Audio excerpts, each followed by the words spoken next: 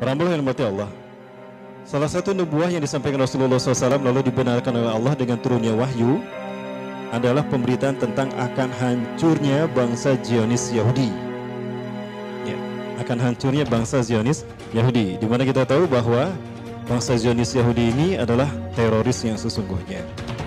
Bangsa dahulu pun, dari dahulu maksudnya, bangsa Zionis Yahudi ini termasuk kelompok yang pernah melakukan kedosa besar, yaitu dengan membunuh para nabi dan rasul mereka.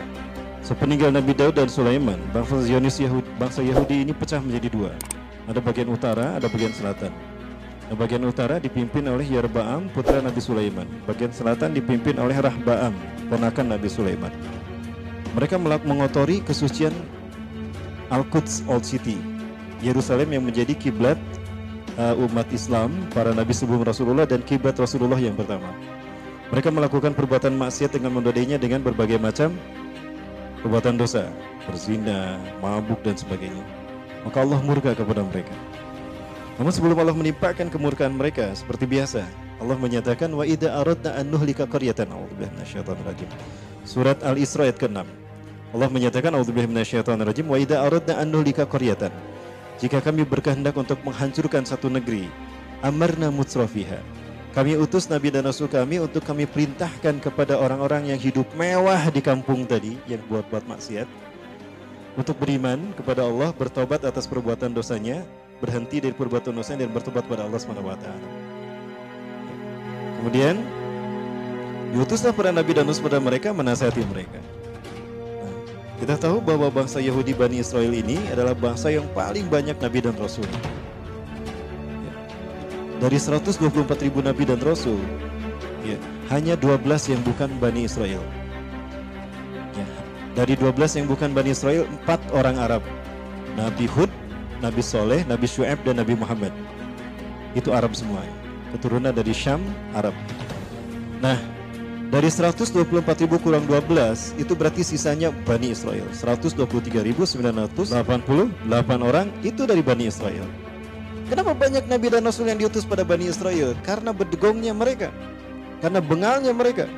Tidak cukup dengan satu Nabi, harus banyak Nabi yang diutus. Ibarat satu sekolah, satu kelas, kalau anaknya baik-baik cukup dengan satu guru.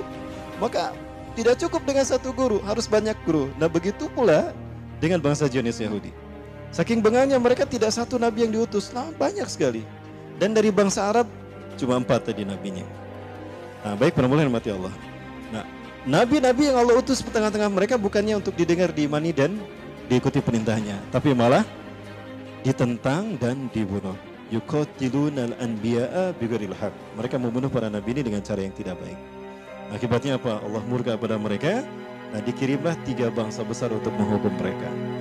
Bangsa Mesir, Assyria dan Kaldani. Dan apa yang terjadi? Hancurlah istana Nabi Daud dan Nabi Sulaiman. Ketika itu, yang tersisa tinggal wailing wall, dinding ratapan. Para mulai mati Allah, itu adalah kerusakan yang pertama yang dilakukan oleh mereka.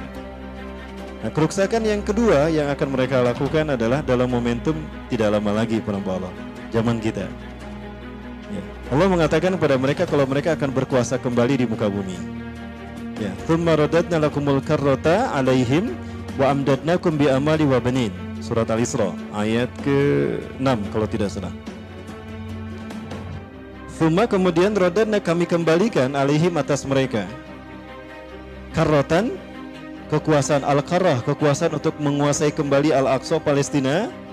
Wa amdadnakum, dan kami kuatkan kalian dengan harta yang banyak. Pasca Holocaust mengalir uang bantuan dari seluruh negara Eropa, Amerika, Prancis, Inggris, Jerman, Belanda, Belgia, mengalir semua ke, terutama Jerman ya, ke Israel sebagai kompensasi karena mereka korban terbanyak dari Perang Dunia Kedua. Wabanin, dan banyak pasukan yang dikirim ke tengah-tengah mereka untuk membantu mereka.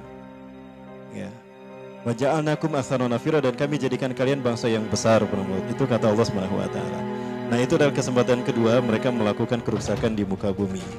Nah, Rasulullah SAW menyebutkan bahwa mereka kemudian akan melakukan kerusakan dengan membuat sesuatu yang bisa menjadi sambutan dari mereka sebagai cara mereka menyambut Tuhan yang mereka sembah selain Allah. Siapa? Dajjal. Dajjal yang akan mereka sambut itu mereka sebut Mesaya. Ya, tidak lama lagi mereka meyakini Mesaya ini akan datang. Maka bagaimanapun juga status Yerusalem harus sah menjadi milik mereka. Maka dibuatlah propaganda agar Yerusalem jatuh ke tangan mereka. Maka menggunakan moncongnya PBB, menggunakan mulutnya PBB, diputuskan kalau Palestina dan Israel akan dibagi dua. Ya, Yerusalem akan diserahkan menjadi ibu kota Israel, Ramallah akan diberikan pada Palestina. Nah, perempuan yang dapat Allah, nubuah ini bisa disampaikan oleh Rasulullah, bisa juga disampaikan oleh Allah di dalam Al-Quran. Ya, contohnya tentang Yahudi ini salah satu contoh yang disebut dengan nubuah perempuan Allah. Ini adalah para penggagas bangsa Zionis Yahudi, dimulai dari Chaim Weizmann, orang pertama yang memimpin Yahudi untuk mendirikan negara Israel Raya. Kemudian dikuatkan oleh Zvi Jabotinsky, ya, berdarah Polandia Jerman, maafnya Jerman Yahudi, Yahudi kelahiran Jerman. Kemudian juga ada David Ben Gurion, Perdana Menteri pertama dari Israel, dan juga ada Theodor Herzl. Ini adalah para penggagas berdirinya negara Israel dan berdirinya Zionis, Illuminati, Freemasonry Yahudi. Agenda mereka kita sudah tahu adalah untuk menguasai dunia dalam frame Y2 km, Year of the Yehuda Kingdom, atau disebut dengan Novus Ordo Seclorum. Dan mereka menjadikan Palestina sebagai tempat di mana mereka akan mendirikan singgasana Tuhan mereka. Wafilah, ini adalah Masjidil Aqsa, kiblat kita yang pertama. Nah, jika keputusan PBB tadi diterima dan disahkan oleh PBB dan negara-negara Eropa menyetujuinya, walaupun negara Islam tidak mendukungnya, maka ini akan jatuh ke tangan Israel. Dan kalau ini jatuh ke tangan Israel, kita sudah tahu apa yang akan mereka lakukan. Mereka akan menggantinya dengan sinagoga, Beit Sulaiman, Solomon Temple. Dan jika ini sudah terjadi, maka iblis dan Dajjal merasa menang atas umat Islam dan atas Islam, bahkan merasa mengalahkan Allah. Karena saat itu mereka eksis sebagai Tuhan penguasa bumi dan langit, Dwi Tunggal. Nah, ini kerusakan yang kedua dalam pandangan para ahli sejarah kontemporer. Inilah kerusakan kedua yang mereka lakukan, yang akan mereka wujudkan demi menyembah Tuhan yang mereka tunggu-tunggu, iblis dan Dajjal. Nah, jika ini terjadi, sudah barang tentu Allah akan menimpakan hukuman kepada mereka. Nah, di dalam Al-Quran masih dalam surat Al-Isra, fa idza jaa wa'dul akhirah, maka apabila datang janji hukuman yang kedua dari dua janji hukuman tadi, setelah mereka melakukan kerusakan yang kedua, liyasu wujuhakum, akan Allah utus hamba-hamba Allah seperti zaman dulu lagi, uli ba'sin syadid, yang punya kekuatan yang dahsyat, yang kuat, yang tidak bisa mereka kalahkan. Liyasu wujuhakum, agar memuramkan wajah Israel, wajah Zionis Yahudi yang telah melakukan kerusakan di muka bumi, terutama di Masjidil Aqsa tadi. Wal yutabbiru ma'alau tatbira, dan agar menghabiskan mereka sehabis-habisnya. Wa kana wa'dan maf'ula, dan janji Allah itu pasti terlaksana. Nah ya, para sekalian. Nah, perhamba Allah, janji hukuman itu kapan akan terjadi? Nah, Rasulullah menyebutkan di dalam sebuah hadisnya,